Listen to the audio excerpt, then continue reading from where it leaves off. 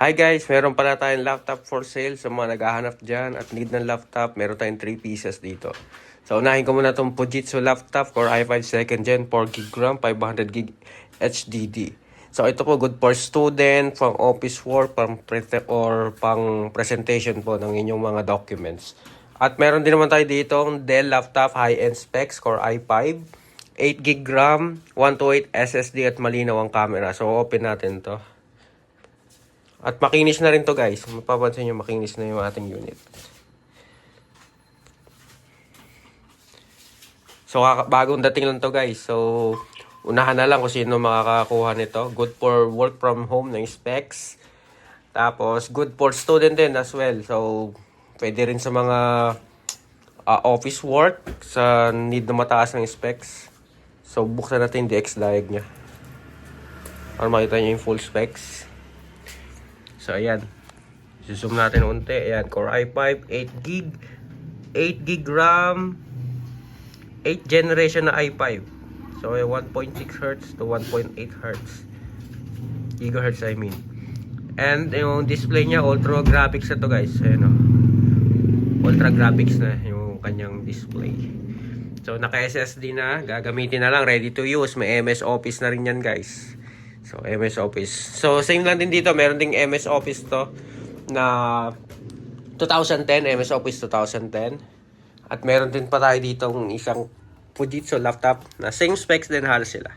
So, 7,000 ang kanilang presyo. Libre na po ang adapter, free mouse, and ito, na ganito na headset. Kasama na po yun sa package natin. So, kung gusto niyo naman may bag, na brand new bag, meron din po, add lang po ng 700 pesos. So magandang laptop bag ayun na. Itong dalawang yan, dalawang piraso, limited stock lang pero makapal yan guys, panalo. So sa mga nagtatanong ano ba yung Fujitsu laptop, so ito ay Japan brand Fujitsu.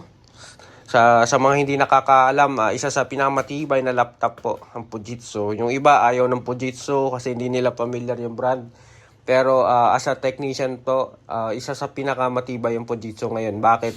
Dahil yung design niya is, lalo na sa mga hinges, matibay po talaga ang hinge ng mga Fujitsu laptop. So, ikato din po nito. Ayan.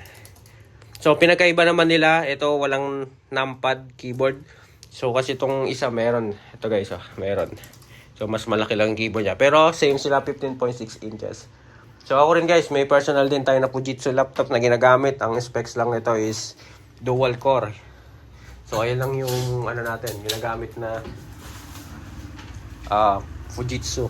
Papakita ko sa inyo. Mas madalas gamit to guys kapag ako yung nagta-type. Mga need lang may ita-type, mabilisan. So panalo pa rin. Dual core, naka 160 HDD lang. Ito yung luma na to guys, nakita nyo. Pero matibay yan guys, hindi kayo papayain. Mabigat lang pero panalo pa rin pagdating sa tibay. So ayan. So guys, so ulitin ko, mag-message lang po sa FB page natin or kaya mag-comment kayo dito sa YouTube. So pwede kayong mag-inquire. So kung gusto niyo i-avail to. So ito makinis to guys. Papakita ko. Ayan. Kita nyo, ayan o, makinis. Mas makinis sa personal yan guys. Ayan. At isa pala, malinaw pala camera nito. Nung, na to, natin yung camera. Open natin. Camera. Ayan. So yun o, meron siyang face tracking. Ayan o. Diba? Hindi siya delay. So yun tayo, nagbibideo. Ayan guys, unahan na lang guys. So ayun lang. Sige, mag-message lang po kayo guys sa ating YouTube o Facebook page. Salamat po.